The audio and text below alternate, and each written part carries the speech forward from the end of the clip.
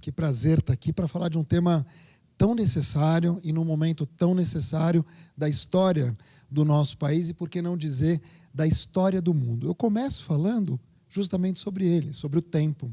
É interessante, existem anos que valem por décadas. Alguns outros anos valem por séculos, ou por que não dizer milênios, anos que entram para a história, história com H maiúsculo. 1973, ano que eu nasci, não faz parte desse grupo, mas teve lá os seus momentos. Em 1973, foram assinados os Acordos de Paris para pôr fim à Guerra do Vietnã, que já arrastava, fazia pelo menos uns 25 anos. Só que a guerra só terminou em 1975, 2 anos depois. Em 73, foram entregues as Torres Gêmeas do World Trade Center, em Nova York, que infelizmente chegaram ao seu final em 2001, com os ataques de 11 de setembro. No 11 de setembro também, só que de 73, no Chile, aqui pertinho, houve um golpe de Estado. Augusto Pinochet, o ditador, tirou Salvador Allende do poder com um golpe que você enxerga aqui, dá para ver os soldados. E esse ataque durou algumas horas, terminou com a morte de Salvador Allende e, pior, com Pinochet no poder durante quase 25 anos. Em 1973, partia um gênio, Pablo Ruiz Picasso, espanhol, escultor, escritor, poeta, dramaturgo. Que falta que faz o nosso Pablo Picasso. Em 1973, uma banda tomaria de assalto o mundo. Gene Simons, Paul Stanley criavam o Kiss em Nova York, uma banda icônica e que dura até hoje. Minha idade, 47 anos de carreira, é muita coisa. E aqui no Brasil, a parada musical. Em 73, a gente tinha Benito de Paula, muito diferente, hoje para as novas gerações, uma espécie de David Grohl vintage. Maria Bethânia, em 73, liderava as paradas de sucesso. A gente tinha também Ney Matogrosso e dos Secos e Molhados. O Ney hoje, oitentão.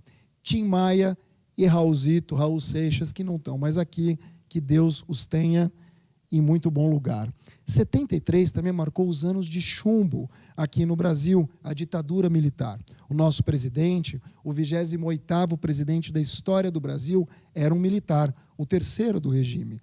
Emílio Garrastazu Médici. Nome complicado por uma pessoa bastante complicada.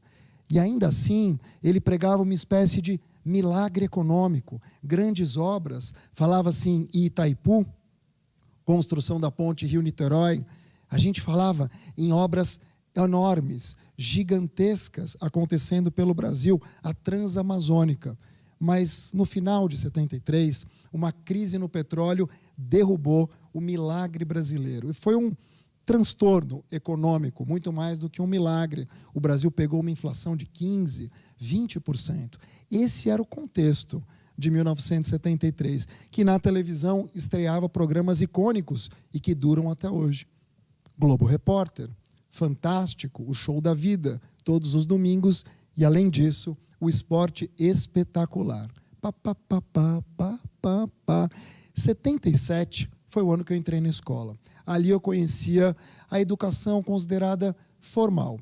E eu fui justamente para um colégio franco-brasileiro. Minha ascendência é francesa. Então, por isso, eu fui estudar francês e português. Nos anos 70, eu me lembro pouco, eu não vou mentir. Eu comecei a me dar conta da escola mais pelos anos 80. Claro que eu me lembro dos professores, me lembro dos colegas, me lembro de algumas vivências. Mas o que marca muito a nossa geração, de quem estudou lá pelos anos 80, são justamente essas coisinhas aqui. São justamente os apetrechos, são as coisas que a gente levava para a escola, como essa borracha, que a parte vermelha era para você apagar o lápis e a parte azul era para rasgar o caderno. O compasso, que eu nunca entendi muito bem por que serve, mas ele estava aqui. Quilométrica, a caneta simpática, por um preço milimétrico, fazia furor nas escolas. E essa lancheira, que quando a gente chegava já tinha derrubado meio litro. molhando o sanduíche, vocês estão rindo, né? Mas é verdade, molhando o sanduíche que a gente levava no papel alumínio. Os anos 80 foram muito fartos, porque também nos deram a primeira impressora da história do Brasil, o mimeógrafo. Quem viveu, viu. O mimeógrafo, na verdade, era essa espelunca aqui, em que a gente colocava álcool e papel carbono e ficava girando a manivela, para que de lá saíssem folhas arroxeadas que a gente deixava na mesa do aluno. Os alunos saíam bêbados, mas o mimeógrafo fazia muito sucesso. Anos 80. Além disso, lá no Liceu Francês, eu comecei a aprender latim, que é uma língua considerada morta, embora seja falada até hoje no Vaticano. E também catecismo. Catecismo, para um judeu praticante como eu, era um pouco estranho. Então eu chegava rezando Ave Maria e Pai Nosso e minha mãe não entendia o porquê. Mesmo assim, eu respeitava e até hoje eu lembro de rezar. Olha só, 1987, no final da década de 80, foi o ano que eu decidi abraçar a minha identidade judaica. Fui estudar no Renascença, esse prédio amarelo aqui de gosto duvidoso e que foi demolido para dar lugar a 2 torres de moradia no bairro de Genópolis, em São Paulo. Eu gostava tanto da escola e eles gostavam tanto de mim que eles me convidaram a conhecer a outra escola. Eu fui expulso do Renascença em 89. Na época, tinha algo que não tem mais hoje, chamado líder de bagunça. Foi meu primeiro cargo como educador. E aí eu fui para o Renascença do Bom Retiro, que é um bairro também em São Paulo. Hoje em dia, não existe mais nenhum nem outro. O do Bom Retiro foi extinto e o Renascença de Genópolis está na Barra Funda. No Bom Retiro, eu conheci um professor chamado Simão Magidman, um gênio, um doce. E no primeiro dia ele me disse assim: eu gostei de você, mas se você saracotear por aqui, eu vou te prejudicar. Me prejudicar, ele não prejudicou. Mas eu acabei sendo expulso do Renascença 2 anos depois e fui estudar no Colégio Oswaldo Cruz, que era um colégio que ficava ali na região da Santa Cecília, existe até hoje, e é um colégio técnico em publicidade. Eu adorava o Oswaldo Cruz e o Oswaldo Cruz também gostava muito de mim. Só que a liderança da bagunça insistia. E aí, no final de 93, o ano que eu praticamente entrei, eu também fui convidado a conhecer outros colégios, mas aí já era tarde. A gente conversou, todos foram muito gentis, eu acabei ficando até o final. Em 94, já com 20 anos de idade, eu digo já porque a educação ela acaba sendo muito cruel com quem é novo. Ela vai te empurrando para você se formar, para você estudar, para você decidir tua vida com 16, 17, 18 anos. E para mim, isso era muito novo e era muito difícil. Como é que eu ia decidir a minha vida com 18, 19 anos e com uma mentalidade de 13, 15 na época? Em 94, em Israel, eu tomei uma decisão. Estava com a minha mãe numa praia, olhando para aquele mar maravilhoso Mediterrâneo, e eu falei, puxa, você sabe que eu tenho muita vontade de comunicar como a água. Eu gostaria muito de ter uma comunicação mais fluida, uma comunicação mais leve, ou uma comunicação que seja líquida com as pessoas. Claro que eu não falei com essas palavras, eu não tinha a menor eloquência, mas acho que o recado ali ficava claro para mim, pelo menos. E foi aí que eu decidi fazer faculdade de comunicação social. Comunicação social era um nome que se dava para uma cesta que incluía jornalismo, que incluía um pouco de RP, um pouco de RTV, e aí eu estou falando, gente, de 26 anos atrás. Eram quase uma geração e meia. Era um outro mundo. Era um mundo que se iniciava com algo chamado internet. A internet da época, quem já passou aqui dos 30 vai lembrar, ou dos 35, era discada, fazia um barulho horroroso. As páginas demoravam para carregar. E elas tinham mais ou menos essa cara aqui. Um pouco de preto e branco. O UOL, coitado, era assim, ó. Era realmente um universo online, onde as pequenas coisas orbitavam. Classificado, compra, computador, era tudo muito incipiente, mas era tudo muito novo. Essa questão da gente ter um computador na palma da mão, internet, não existe isso quando a gente fala nos anos 90, especialmente em meados dos anos 90. A internet, é bom que se diga, era um projeto militar americano, do final dos anos 70, salvo engano. mas só começou a se institucionalizar ali mesmo em meados dos anos 90. E o Brasil, apesar de abraçar muito todas as pautas digitais, começou a navegar de maneira incipiente no tema também. Então, era caro, era difícil, e a gente não tinha computadores para ficar circulando por aí. Mas a gente tinha comunicação.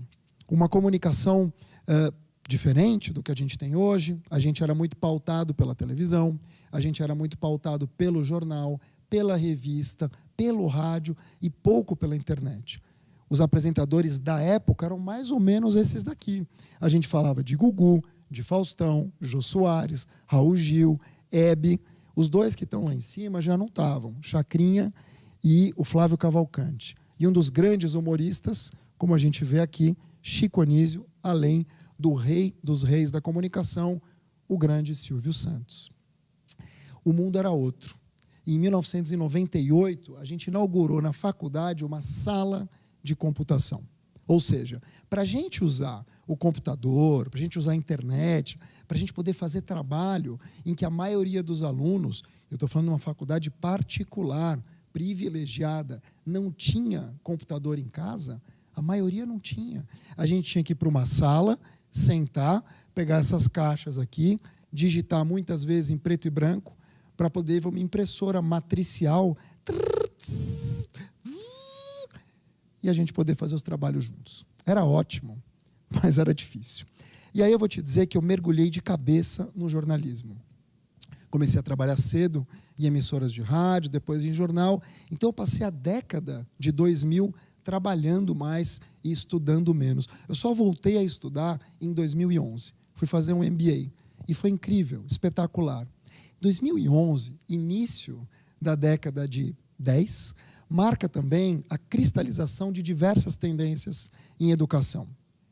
O que a gente conhece hoje como educação moderna, inclusiva, o que a gente conhece hoje como espaço flexível para estudar, já não é tão novo assim. Olha que interessante, o ensino à distância explodiu mesmo lá por 2017, 2018. Quando a gente fala em educação em tempo real, de qualquer lugar, é algo relativamente novo. Mas não é dos anos 2020, nem dos anos 2000, mas é muito mais dos anos 2010. A gente tem também o espaço aberto, a troca de experiência em universidades americanas, brasileiras. Será que a sala de aula precisa ser um caixote sempre? Ou a gente pode começar a ter mais espaços? A gente precisa mesmo estudar tudo na sala e depois ir para casa refletir? Ou a sala invertida já começa a funcionar? Te dou um trabalho, você estuda em casa e a gente debate em sala de aula.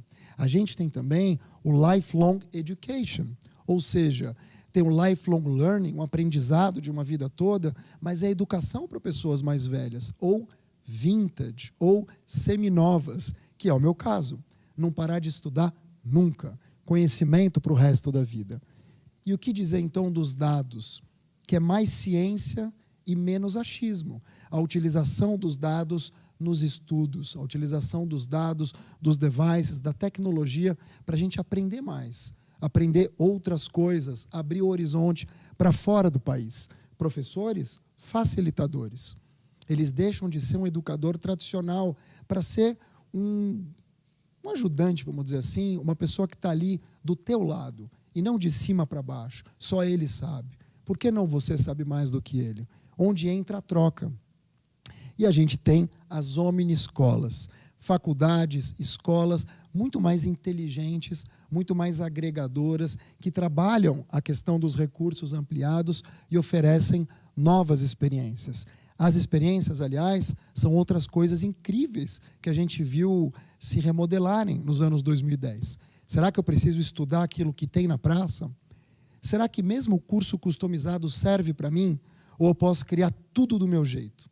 Eu me lembro que tem uma marca de bicicletas japonesa que ela criou 11.258 combinações para as pessoas que querem comprar dela. Ou seja, uma super customização. Um pouco como a Coca-Cola fez com os nomes na lata de refrigerante. Cada um tem o seu nome. Eu quero uma super personalização. E a leveza na hora de estudar. A leveza na hora de eu poder estar presente junto com um professor que é um facilitador, de estar com os meus colegas. Eu não quero mais aquele negócio pesado, sisudo, fala que eu te escuto. Eu quero escutar, mas eu quero falar também. Eu quero ver um professor que tenha mais ou menos uma roupa parecida com a minha. Eu quero pertencer, eu quero me identificar. Só que, Brasil, o mundo é outro, né? A gente fala de uma... Tudo que eu trouxe aqui em termos de mudança de paradigma, tudo que eu trouxe aqui em termos de mudança de sociedade, é para pessoas muito privilegiadas. Pessoas que têm internet em casa. Mas a gente sabe que o Brasil é um país muito desigual. A gente sabe que o Brasil é um país ainda muito entristecido quando a gente fala de escola, especialmente para criança, para adulto também. E a gente pode também lembrar que 2021 vem trazendo um resquício de uma pandemia. Aliás, a nossa primeira pandemia, que nos coloca máscaras desde a hora que a gente sai de casa até a hora que a gente vai dormir. Uma pandemia que nos transforma e tira da escola mais de 1 bilhão de crianças só durante um ano. Sem contar nos próximos anos o que vai acontecer. Uma pandemia que nos traz termos novos, como novo normal, que você pode chamar de novo normal, novo diferente, novo agora, melhor normal, mas também que, ao mesmo tempo, faz com que a gente construa uma nova história, com que a gente construa um novo caminho, que a gente atualize a nossa identidade, a gente fica mais perceptivo, mais exigente, cuidadoso, digital, coerente, a gente abraça uma nova sociedade. A 5.0, com sustentabilidade, qualidade de vida e inclusão. E aqui eu deixo uma reflexão final. Se a gente tem um mundo mais digital, se a gente tem um mundo tão mudado de 40 anos para cá, se a gente tem os anos 2010 que catapultaram, junto aos dados, a ciência e tudo que a gente conhece em termos de mudança, a educação para um outro nível, como é que a gente comunica para as crianças do amanhã? O que a gente diz para essas crianças? O que a gente pretende semear para que elas sejam adultos mais amorosos, adultos mais gentis, que a gente tenha uma sociedade mais equânime? Eu vejo que o trabalho é de resgate. Eu vejo que o trabalho é de volta à essência. Se você quiser realmente educar para um mundo melhor, você vai ter que se voltar para sentimentos puros. Porque a digitalização, porque todo esse contexto que a gente vive, mundo VUCA, Real Skills, Anywhere Office, é só o fio condutor. Na verdade, ele é um canal de pessoas servindo a pessoas. E você só consegue tocar o outro quando você cria uma verdadeira conexão através disso aqui. De humanidade, de justiça, de empatia e de solidariedade. A educação passa por tudo isso aqui. Aliás, ela nem passa, ela é isso aqui. E vai continuar sendo. Para mim fica muito nítido que as crianças que são amadas e cuidadas hoje são as crianças que vão ter força e vão ter atenção com o próximo. E quando você fala em educação, você não precisa de uma lousa e um quadro digital, de tablets em todas as mesas, de uma super faculdade. Para você educar de verdade, você precisa ter amor, você precisa ter presença, você precisa ter intenção. E se você souber 1%, só 1%, a mais do que o seu semelhante, você já pode educar. Porque, como dizia o mineiro Rubem Alves, educar é ensinar a pensar. Muito obrigado.